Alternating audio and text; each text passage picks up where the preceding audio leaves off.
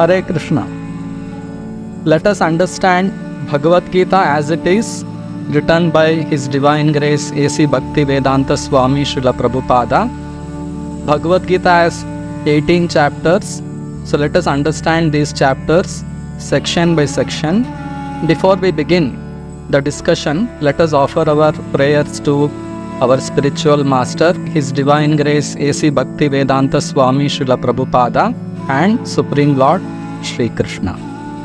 Namo Om Vishnu Padaya Krishna Prishthaya Bhutale Srimate Bhaktivedanta Swamin Niti Namine Namaste Saraswate Deve Gauravani Pracharine Nirvishesha Shunyavadi Paschatya Deshatarine Jai Shri Krishna Chaitanya Prabhu Nityananda Shri Advaita Gadadhara Shri Vasadi Gaura Bhakta Vrinda Hare Krishna Krishna Krishna Hare Hare Hare Rama Rama Rama Hare Hare Om Namo Bhagavate Vasudevaya Om Namo Bhagavate Vasudevaya Om Namo Bhagavate Vasudevaya.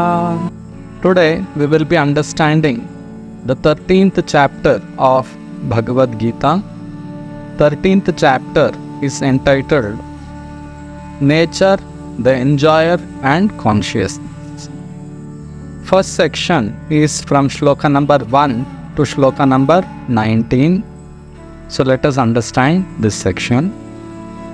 Arjuna asks some questions to Lord Krishna about field of activities, knower of the field, knowledge and knowable, and Krishna replies. So let us understand this section.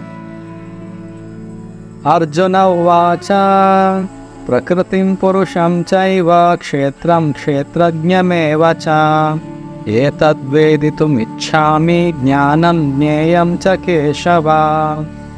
Shri Bhagavan uvacha idam shariram kaunteya kshetram nityabhidiyate etadyo vetti tam prahuho kshetrajña iti tadvidaha.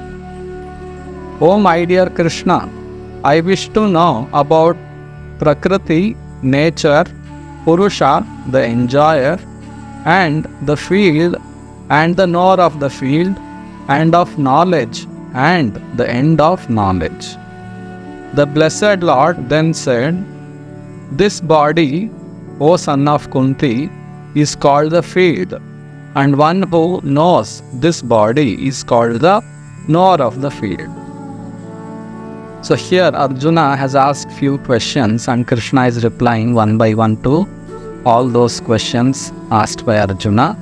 Arjuna wanted to know what is the field of activity, what is this body. So Krishna is replying, this body is called the field of activity and one who knows this body is the knower.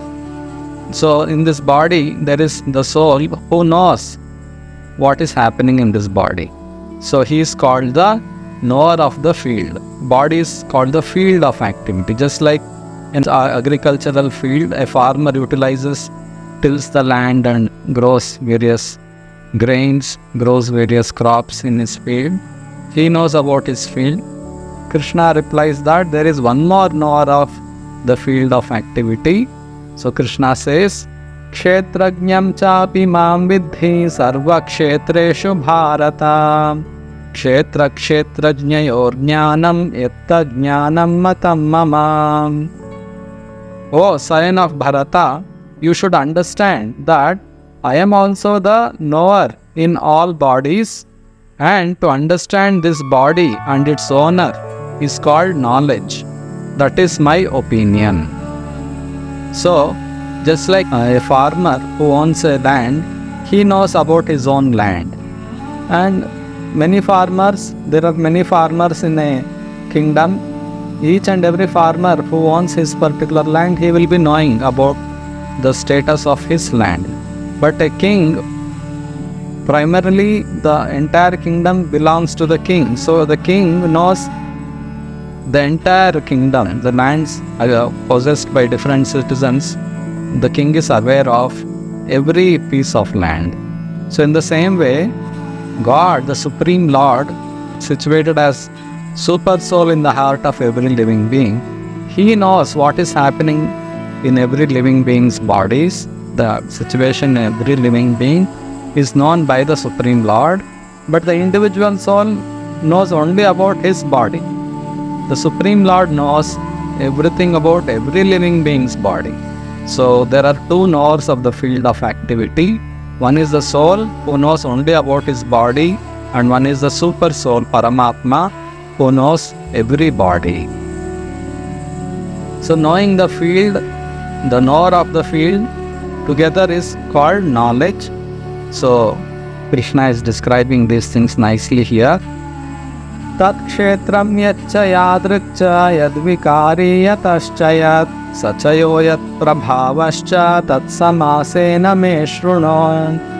Now please hear my brief description of this field of activity and how it is constituted, what its changes are, whence it is produced, who that knower of the field of activity is, and what his influences are.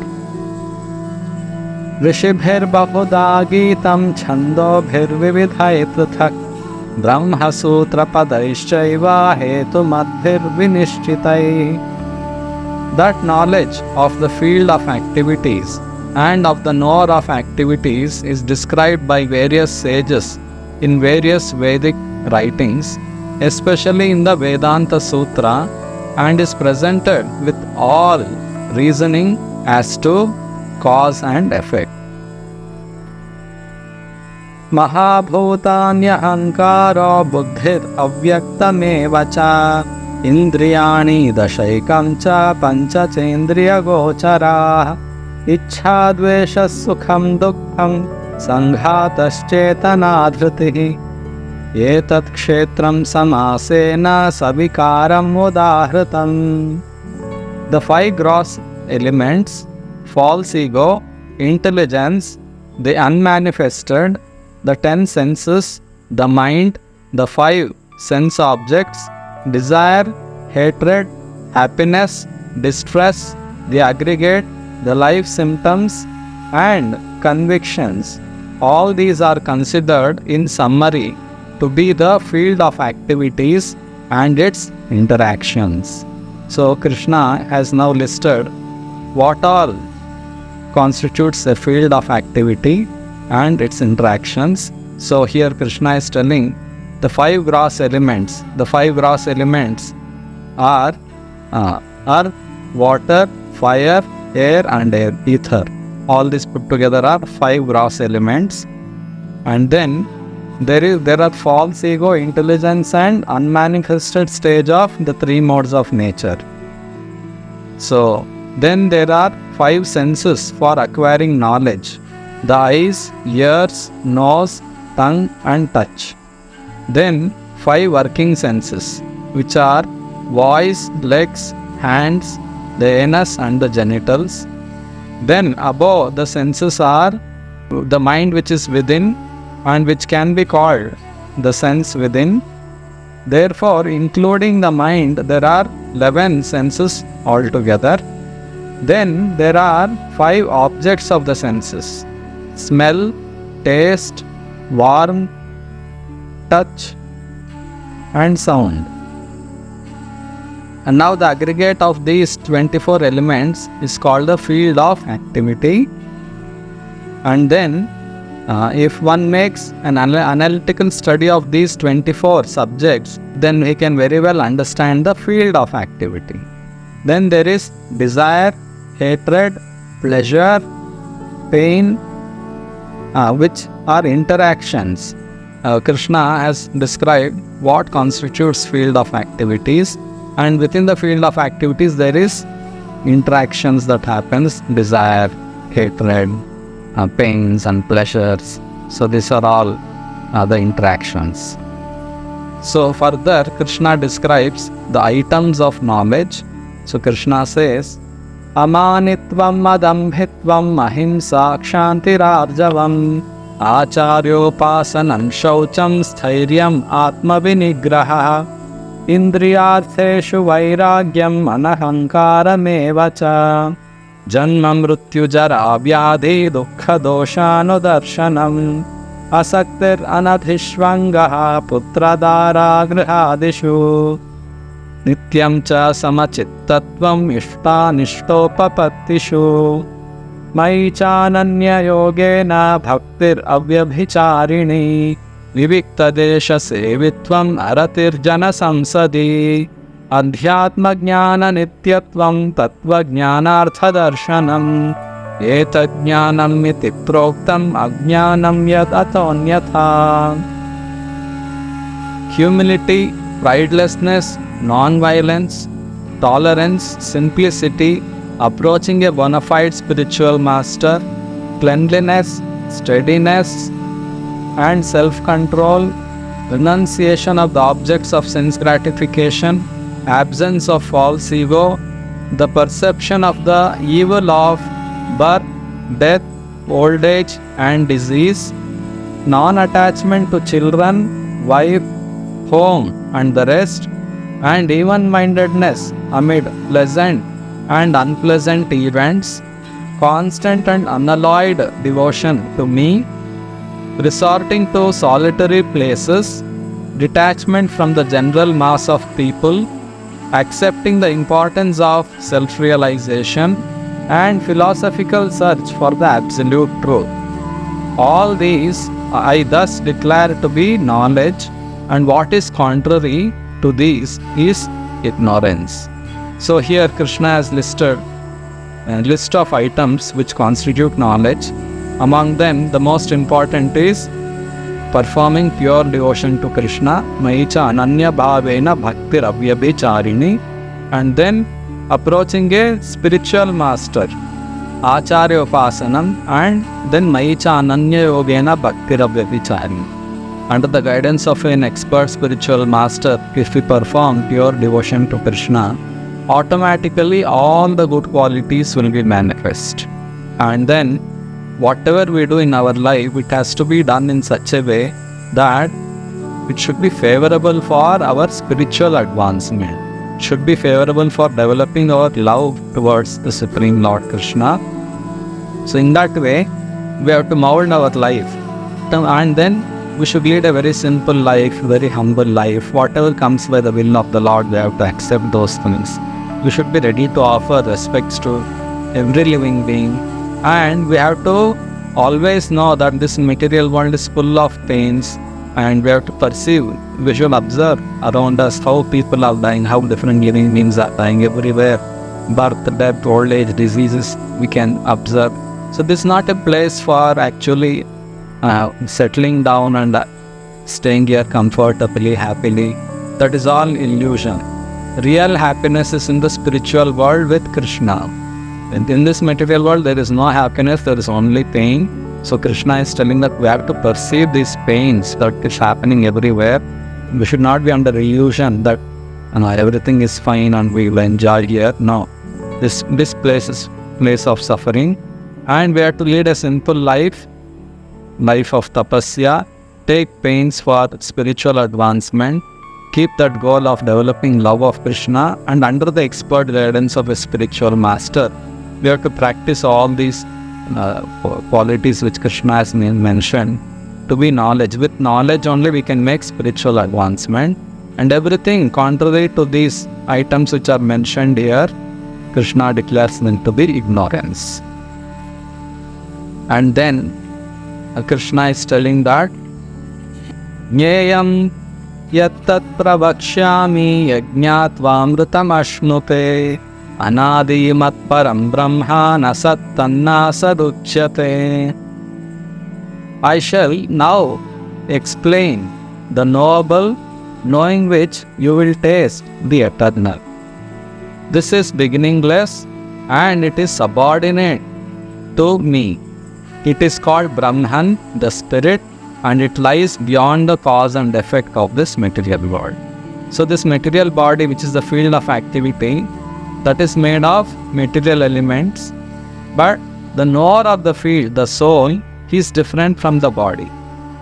Body is temporary, it is created for some time, it remains and then it vanishes. But the soul which is there in the body, it is eternal. So Krishna is mentioning about that eternal soul. Then further Krishna says, Sarvatah pani padam tat sarvatokshi shiro mukham sarvatah shrutim alloke sarvam avritya tishtati. Everywhere are his hands and legs, his eyes and faces, and he hears everything. In this way, the super soul exists. So now, a description of the super soul is given by Krishna. Everywhere are his hands and legs. The super soul is there in each and every atom. He is there in the heart of each and every living being. So the Lord knows whatever is happening everywhere. So therefore, everywhere are his hands and legs, and everywhere are his eyes and faces. And he hears everything. In this way, the super soul exists. Then Krishna says, Sarvendriya gunabhasam sarvendriya vivarjitam asaktam sarva vrachaiva nirgunam gunabhoktracha. The super soul is the original source of all senses. Yet he is without senses. He is unattached, although he is the maintainer of all living beings. He transcends the modes of nature, and at the same time, he is the master of all modes of material nature. So the Supreme Lord, he is present everywhere, and then is the original source of all senses. So whatever senses we are having, it's actually produced by the Supreme Lord. If the Lord doesn't permit, we cannot see, we cannot hear, we cannot taste, we cannot smell. Even though we may possess the senses, if the Lord withdraws those sensualities, then these senses will become inactive and we cannot perceive anything with these senses. So the Lord is the owner of the body. He is owner of me also. I also belong to the Lord. Every soul belongs to the Lord as a Shakti, Jiva Shakti. Material body also belongs to the Lord as is Prakriti, is Bahiranga Shakti. So both are energies of the Lord only, both belongs to the Lord. If we think that this body belongs to me, it is actually incorrect. I also belong to the Lord, this body also belongs to the Lord. So original owner of this material body is the Supreme Lord himself. Krishna in his form as Paramatma, Super Soul, he is present everywhere. Supreme Lord Krishna is the owner of everything. So further, Krishna says, Bahirantascha bhutanam acharam charamevacha Sukshmatva tada vigneyam durastham chantike chatat. The Supreme Truth exists both internally and externally, in the moving and non-moving. He is beyond the power of the material senses to see or to know. Although far, far away, he is also near to all. So this is the potency of the Lord, this is the speciality of the Lord. Even though the Lord is situated in the spiritual world in Goloka Vrindavana, when a devotee offers food in front of his picture or his deity, the Lord accepts. Even though he is very, very far, he is very near. And sincerely, if you offer prayers to the Lord, even though he is very, very far, he hears. So this is the omnipotency of the Lord. Wherever he is aware of everything. And if we perform devotion according to the directions given in the scriptures, the Lord receives our devotional service. So very nicely, the qualities of Paramatma is being mentioned here by Lord Krishna himself. So the Supreme Absolute Truth, he exists both internally and externally. He is there within the heart, as the Super Soul is there in the heart of the soul. He is the smaller than the smallest, and he is outside. He is everywhere. Everywhere are his energies. So further Krishna says, Avibhaktam cha bhuteshu vibhaktam iva cha sthitam bhuta bhartra cha tadnyayam grasishnu prabhavishnu cha. Although the Super Soul appears to be divided He is never divided. He is situated as one, although he is the maintainer of every living entity. It is to be understood that he devours and develops all. So, these are some of the qualities of Paramatma, Super Soul. Although he appears to be divided, although we understand that the Super Soul is there in a heart of every living being, or is there in every atom, it appears that the Super Soul is divided. Actually, Super Soul is not divided. He has expanded himself into each and every atom. He has expanded. That is his speciality. Even though he is in the spiritual abode, he is there in every atom also. That is his personality. He doesn't lose his individuality by expanding into innumerable forms and being situated in each and every atom. But we as an individual minute soul, we are limited. We are present in this body. We know the pains and pleasures only of this body. But the Supreme Lord, He is there as Paramatma in each and every nook and corner of His creation. So He knows everything, including me. So that is the speciality of the Supreme Lord, Paramatma. So further Krishna says, Jyotishapi tajyotis tamasaf paramuchyate jnanam neyam jnanagamyam kriti sarvasya vishtitam. He is the source of light in all luminous objects. He is beyond darkness of matter and is unmanifested. He is knowledge. He is the object of knowledge and He is the goal of knowledge.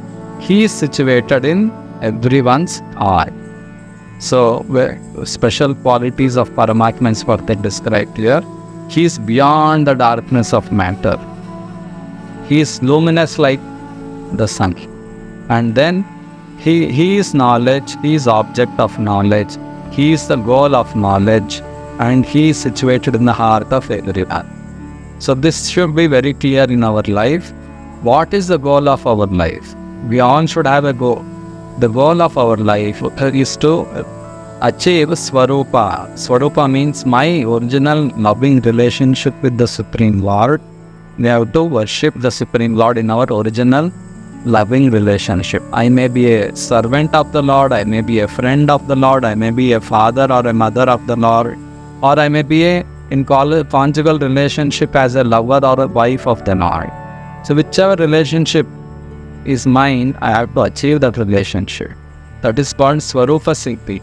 So by practicing the principles of Krishna consciousness, like chanting the holy names, the Hare Krishna Maha Mantra, Hare Krishna, Krishna Krishna, Hare Hare, Hare Rama, Rama Rama, Hare Hare. By chanting this mantra regularly, by doing bhajans and kirtans, by worshipping the deity forms of Radha and Krishna, by regularly reciting and hearing Bhagavad Gita and Srimad Bhagavatam, and associating with pure devotees who are seriously practicing Krishna consciousness, under the guidance of a pure devotee, we can make spiritual advancement and realize our original relationship with the Supreme Lord and return to the spiritual world. So the goal of life should be very clear, and knowledge about how to achieve that goal should also be received from a spiritual master. It has to be practiced under constant care and guidance of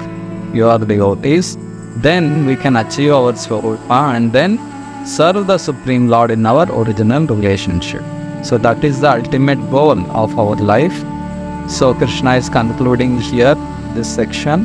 Iti kshetram tatha jnanam nyeyam choktum samasataha madbhakta etat vijñāya madbhāvāyopapadyate. Thus the field of activities, the body, knowledge and the knowable have been summarily described by me. Only my devotees can understand this thoroughly and thus attain to my nature. So Krishna has now described the field of activities, the knowledge and knowable. All these three things have been described here. Further, Krishna will be describing our nature and consciousness. So we will understand that in the next section. Hare Krishna.